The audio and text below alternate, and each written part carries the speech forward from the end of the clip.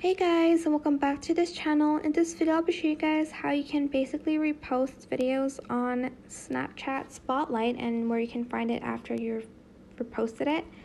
So select the play icon here and you can kind of scroll down and see the videos that they have.